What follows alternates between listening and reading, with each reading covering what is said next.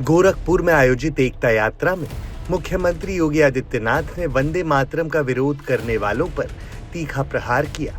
दरअसल 7 नवंबर को देश ने वंदे मातरम गीत के 150 साल पूरे होने का जश्न मनाया। इस बीच कई राज्यों की सरकारों ने फैसला लिया कि उनके राज्य में सरकारी दफ्तरों, स्कूलों में वंदे मातरम का नियमित गायन करवाया जाए।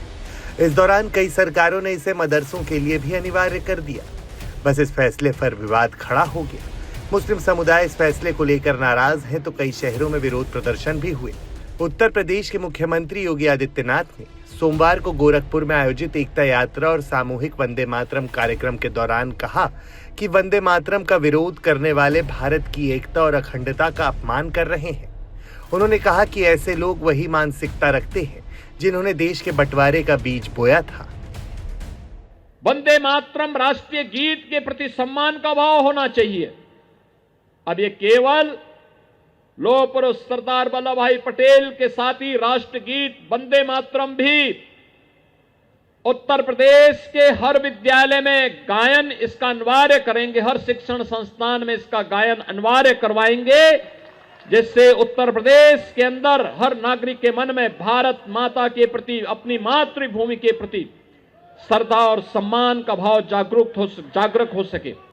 हम सबके संस्कार है, धरती हमारी माता है, हम सब इसके पुत्र हैं और पुत्र होने के नाते अगर मां के सम्मान में कहीं कोई आंच आती है, एक पुत्र के नाते हमारा दायित्व बनता है कि हम उसके खिलाफ खड़े हों।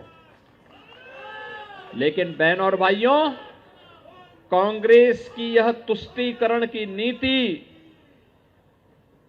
दुर्भाग्य से 1947 में देश के विभाजन का कारण भी बनी।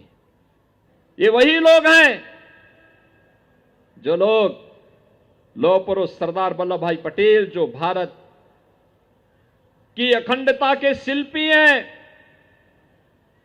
31 अक्टूबर को सरदार वल्लभ भाई पटेल की जयंती के कार्यक्रम में शामिल नहीं होते, लेकिन जिन्ना को सम्मान देने के किसी कार्यक्रम में शर्मनाक तरीके से शामिल होते हैं।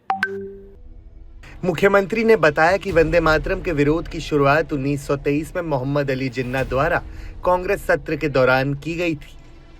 इन वंदे मातरम को कांग्रेस ने 1923 में, जब मोहम्मद अली जौहर कांग्रेस के अध्यक्ष बने, वंदे मातरम का गान शुरू होते ही वह अध्यक्ष के पद से उड़ करके चले गए।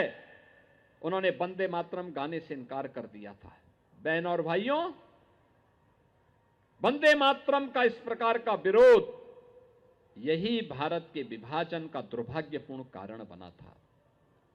कांग्रेस ने अगर उस समय मोहम्मद अली जौहर को अध्यक्ष पद से बेदखल करके वंदे मातरम के माध्यम से भारत की राष्ट्रीयता का सम्मान किया होता, भारत का विभाजन नहीं होता। इसी के साथ सीएम योगी ने वंदे मातरम के गायन को यूपी के स्कूलों के लिए अनिवार्य भी कर दिया। वंदे मातरम राष्ट्रीय गीत के प्रति सम्मान का भाव होना चाहिए।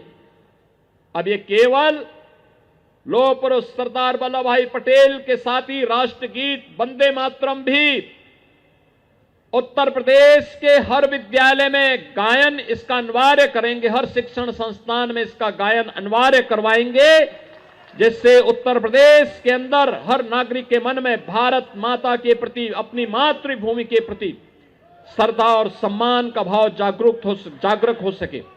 हम सबके संस्कार है, धरती हमारी माता है, हम सब इसके पुत्र हैं और पुत्र होने के नाते अगर मां के सम्मान में कहीं कोई आंच आती है, एक पुत्र के नाते हमारा दायित्व बनता है कि हम उसके खिलाफ खड़े हों। योगी आदित्यनाथ ने लोगों से आह्वान किया कि वो इन विभाजनकारी तत्वों की पहचान करें और सुनिश्चित करें कि भारत में कोई नया जिन्ना पैदा न हो सके। अब देखना यह है कि सीएम योगी के इस फैसले पर प्रदेश की राजनीति में क्या बवाल खड़ा होता है।